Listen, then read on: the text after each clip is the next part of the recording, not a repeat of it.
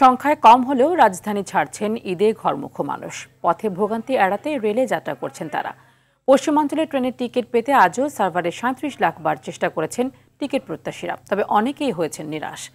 এদিকে ঈদ উপলক্ষে বাসের অগ্রিম টিকিট বিক্রি করেছে বিআরটিসি। আশিকুল আলম জানাচ্ছেন বিস্তারিত। ওয়ালটন আবারও মিলিনিয়ার অফারে ওয়ালটন ফ্রিজ কিনে আপনিও হয়ে যেতে পারেন মিলিয়নিয়ার। বৃহস্পতিবার সপ্তাহের শেষ কর্মদিবস, ঈদও আসন্ন, তাই গেল কদিনের তুলনায় কমলাপুর রেল স্টেশনের চিত্রটা ভিন্ন। পবিত্র ঈদ উল ফিতর উপলক্ষে যারা অগ্রিম রেলের টিকিট কিনেছেন, অনেকেই পরিবার পরিজন নিয়ে ছুটছেন বাড়ি। দেশের বাড়িতে ঈদ করার জন্য যাচ্ছি। আমি সিলেটে জব করি, এখন রাজশাহীতে যাবো। 10 দিন আগে অগ্রিম টিকিট করে রাখছিলাম। ট্রেনে একটু সুবিধা হয়, জ্যাম ট্যাম থাকে না, বাচ্চাদেরকে নিয়ে একটু যাওয়ার সুবিধা, এই জন্য। পরিবারে 5 জন সদস্য নিয়ে হয়তো পরে একটা হ্যাসেলে পড়বো, আগাম টিকিট পেয়েছে, আগাম যাচ্ছি। Kamalapur railway station manager Shahadat Hossain ঈদের টিকিট কালোবাজারির কোনো অভিযোগ পাননি জানিয়ে প্রতিদিন 50 থেকে 60 হাজার যাত্রী পরিবহনের ব্যবস্থা মাথায় রেখে কাজ করছেন বলে জানান।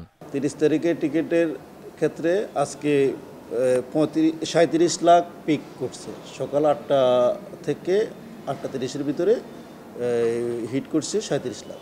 ঈদ স্পেশাল বাস সার্ভিস চালু করেছে বিআরটিসি। রাজধানীর মতিঝিল সহ বেশ কিছু ডিপো থেকে 1045টি বাস চালাবে সংস্থাটি।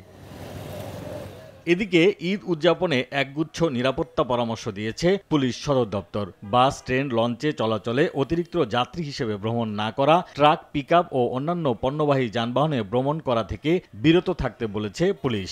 এছাড়া পরিবহন মালিকদের অদক্ষ চালক নিয়োগ থেকে বিরত থাকা সহ নানা নির্দেশনা দিয়েছে পুলিশ সদর দপ্তর। আশিকুল আলম, RTV, ঢাকা।